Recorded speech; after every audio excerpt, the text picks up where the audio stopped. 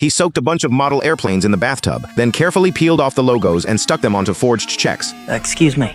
You have the most beautiful eyes I have ever seen. Add in some smooth talking, and just like that, he conned his way to his first payday. After that, there was no stopping him, and he was only 16 years old. Frank had just transferred to a new school, and on his very first day, the school bully picked on him. But he happened to be wearing a suit that day. Hey, looks like the substitute teacher. So a light bulb went off. He walked up to the front of the class and wrote his name on the board. Quiet down, people! My name is Mr. Abagnale. That's Abagnale, not Abagnale, not Abagnale, but Abagnale. Take your seats! The students were instantly stunned, and the bully completely tamed. He even kept his cool and talked the real substitute teacher into leaving. I always sub for Roberto. Excuse me, why aren't you reading?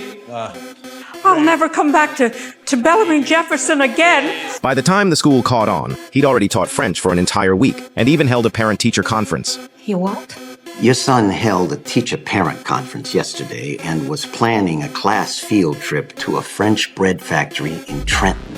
Do you see the problem we have? His extraordinary gift for deception was something he was born with, and it ran in the family. That same year, Frank's father had made it into high society, a successful man with a wealthy household, but luck wasn't on his side. Overnight, a financial crisis hit and buried him in debt, so he fell back on his old tricks. Darcy, is this yours? I just found it in the parking lot. Must have slipped right off your neck. He bribed a store clerk with a cheap necklace and got Frank fitted in an expensive suit. With a luxury car and a driver for show, the bank manager treated him like a VIP. But no matter how silver his tongue was, the bank wasn't about to take a risk and lend money to a tax evader. Sir, you're being investigated by the government for tax fraud. So his cash flow dried up completely. He had to sell the car, sell the house. The family fell from grace. On his 16th birthday, his father gave Frank a special gift, a bank account with a checkbook. From that point on, his life would be inseparable from those checks. His mother was long used to a life of luxury, so his parents divorced right in front of him, and they put a cruel choice right in front of Frank, asking him to pick a side. Frank, just write down a name. This will all be over. It's gonna be okay. But he made a third choice. He ran as fast as he could, straight to the train station. He was flat broke, so he used his father's check to buy a train ticket to New York. In a fit of rage, he left home for good. He drifted from place to place on bad checks. Getting kicked out of hotels in the middle of the night was routine. Look, it's midnight, Mr. Mudrick. Where am I gonna go? You're a goddamn kid. Go home. Survival was a serious problem, so he started scheming. He carefully scraped the birth year off his ID with a blade, making himself 10 years older, and even changed the name on it. The next day at the bank, he put on a mature act, trying to cash a bad check, but the bank had a policy against out-of-state checks, and the teller turned him down, but he came prepared. Ashley, you know what I found on the sidewalk out there? The necklace trick, his dad's go-to move that never failed. But this time, luck wasn't on his side. The bank manager had already spotted something off about him. Is there something I can help you with, son? He tried several banks and struck out every time, then by chance, a stunning sight on the street gave him an idea. Airline pilot's a prestigious, highly respected profession. So he made a bold decision. He posed as a student and waltzed right into the airline company to do some research. The arrogant supervisor handed him an expired license. With that, Frank called the company and ordered a uniform. And just like that, he transformed into a young hotshot pilot, the most dashing guy on the street, irresistible. With this new identity, he successfully cashed a check at the very same bank that rejected him. The manager even fell over himself, trying to get on his good side. Well, it's a pleasure to meet you, John. I'll be back again. Good. He also discovered something unexpected. This uniform was basically an all-access pass to free money wherever he went, and pilot payroll checks could be cashed for even more. So he started perfecting the art of forging airline checks, and even hitched free rides on planes. Are you my deadhead? He had the pilot routine down to a science, but knew absolutely nothing about the actual aircraft. Have a seat. Thank you.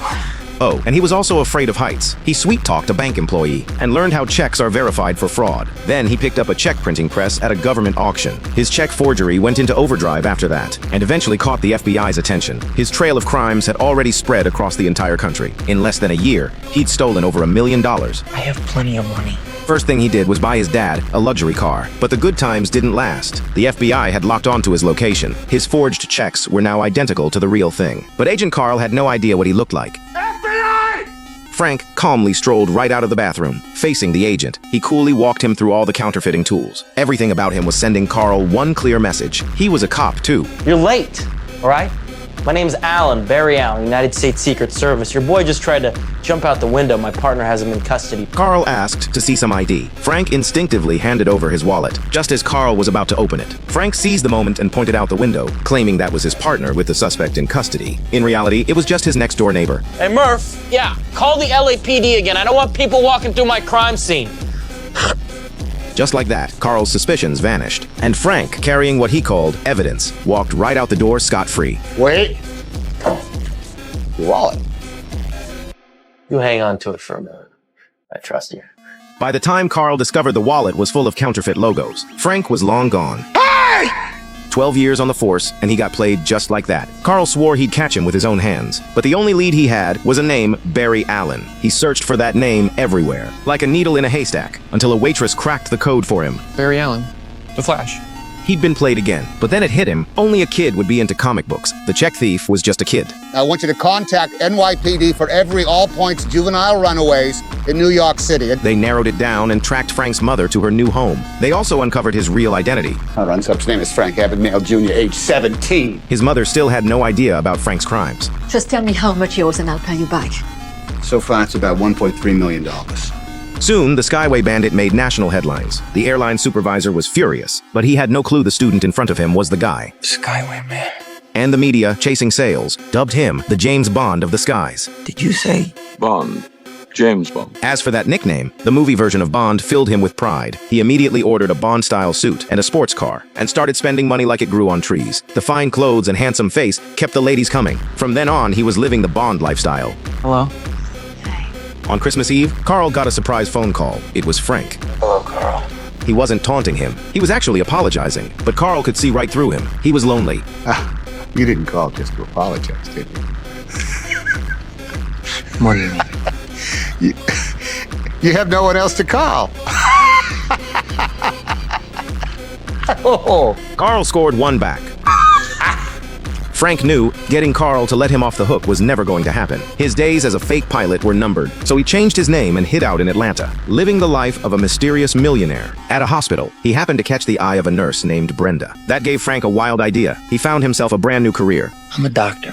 He cut out a school emblem, coated the back with glue, and carefully stamped a perfect Gothic letter imprint onto paper. Then he pressed on a copper seal, and just like that, he was a Harvard Medical School graduate. Pretty impressive resume, Dr. Connors.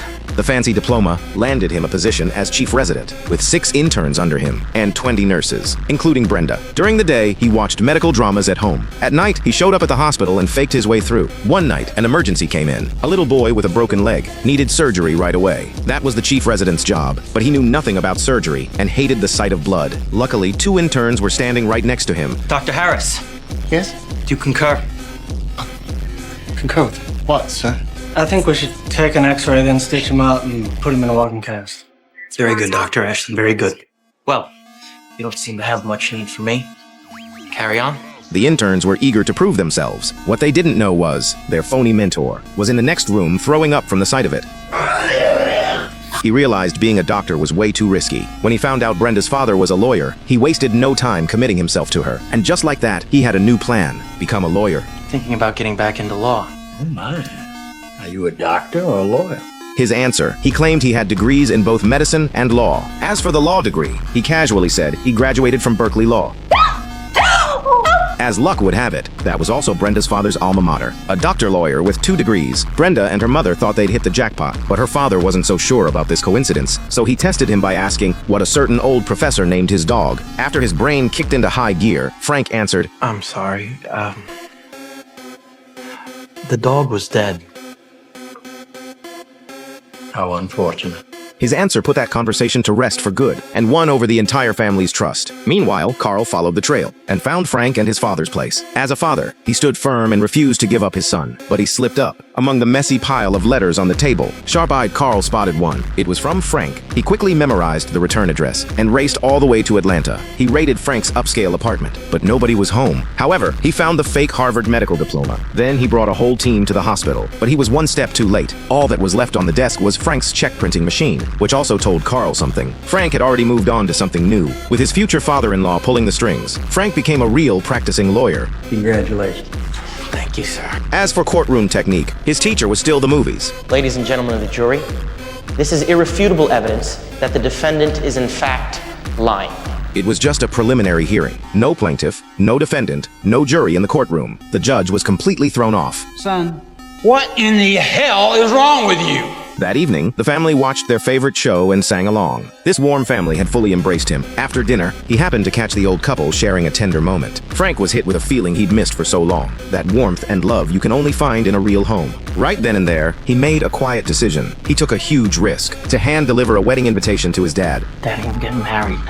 He was hoping his father would talk him into going straight, but his father knew all too well. Once you go down this road, there's no turning back. You can't stop. He was living proof of that. Christmas Eve, Carl's phone rang again. Oh, Carl. Frank begged him to let it go. He wanted to leave the life behind, get married, settle down, live a normal life. But by this point, he'd already stolen close to $4 million. Carl was unwavering. He was going to bring him in no matter what. It's my job. I love my job. The call was over, but Frank had already given himself away. Carl immediately checked recent marriage records. Sure enough, on Frank's wedding day, the FBI showed up. In a panic, Frank confessed his true identity to Brenda. He showed her 2 suitcases stuffed with cash and wanted to take her and run. He truly loved this girl. They agreed to meet at the airport in 2 days. Meanwhile, Carl had already made it to the door. A bill suddenly flew out through the crack in the door, but Frank had already vanished. That was the 3rd time Carl let him slip away. 2 days later, Frank spotted his fiancée arriving as promised. His heart soared, but then a man in a suit appeared, whispering something to her. Frank's instincts kicked in, and he ducked back into the car. Watching carefully, he noticed an armed traveler in the crowd. Carl's hat in the crowd, cops were everywhere. Hiding in plain sight, he had no choice but to leave Brenda behind. Carl came up empty that day. He'd set up a dragnet with 200 officers and chose to play the waiting game. Little did he know, Frank was already 1 step ahead. He switched back to his pilot identity, showed up at a women's college, and recruited flight attendants on behalf of the airline. He even ran a convincing mock interview. After his careful selection, every single stewardess was a head-turner. Absolute stunners. They turned every head as they walked through the terminal. Even the agents and cops couldn't help but stare, while Frank slipped in quietly behind them, completely unnoticed. Carl was guarding the boarding gate when he suddenly got a phone call, and right behind him at that very moment, Frank was quietly walking past. Someone reported the fake pilot in the parking lot. Carl rushed his team to surround the target, falling right into Frank's diversion. Don't shoot me. I'm just a driver. A man paid me $100 to wear this uniform, pick someone up at the airport. Who are you picking up? Hey! He'd been fooled yet again. A passenger jet lifted off, and just like that, Frank escaped once more. 6 months later, South America, Australia, Singapore, Egypt. the fake checks had spread overseas. They were now virtually identical to the real ones. He's making real checks, sir. These are so perfect the airline didn't know the difference. Carl applied to take the case international, but his boss said no. Sir, we're gonna let him get away. No, Carl, you let him get away. Criticized to his face by his superiors, he felt his career hanging by a thread. The answer still had to be in the checks themselves. Then he had a flash of inspiration. He brought the checks to the Bureau of Engraving. Even the veteran technicians were amazed. The craftsmanship on this check was flawless. Apart from them, almost nobody in the country could pull this off. But it required a rare vintage printing press. They had one, and the rest were all in France. France. That suddenly clicked for Carl. Frank's mother was French. Her hometown was a small village called Montrichard. Christmas Eve, 1967. Carl walked the streets of Montrichard. He hesitated for a moment, then stepped into a hidden print shop. Merry Christmas! How is it that we're always talking on Christmas, Carl? Every Christmas, I'm talking to you! 19-year-old Frank was now cornered with nowhere to run. The place was surrounded by police. After Carl talked him down, Frank surrendered. But the moment he stepped outside, the French police shoved Carl aside and arrested Frank themselves. They would lock Frank away in a French prison forever, never to see daylight again. 2 years later, on Christmas Eve, Carl arrived with extradition papers to retrieve Frank. He'd been locked in a fortress of a maximum security cell. His only contact with the outside world was through a tiny slot. 2 years seemed to have broken his spirit completely, so Carl called in a doctor. The moment his guard was down, the man on the stretcher was gone. Frank sprinted toward the exit. Inmates were cheering at the top of their lungs until the warden pointed a gun at him. That's when he finally stopped. Okay, Carl.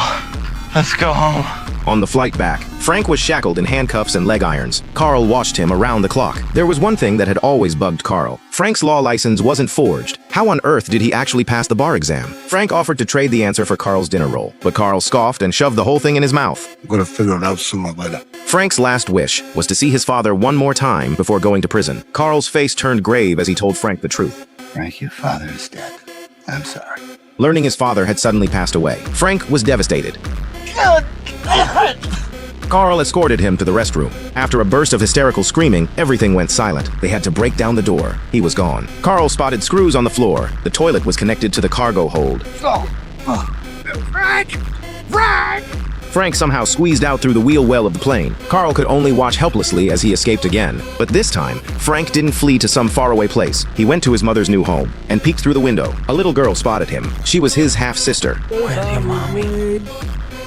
He's loaded lots of toys and goodies. This was the last thing Frank wanted to see. The police were right behind him. Frank didn't resist. He asked to turn himself in. Get me in the car, please. Because he had already been replaced in his mother's heart, Frank was sentenced to 12 years in solitary confinement. On Christmas Day, Carl brought Frank the latest issue of The Flash. Carl had been busy lately with a new check fraud case. Frank took one glance at the check and immediately identified the suspect. It's a teller at the bank.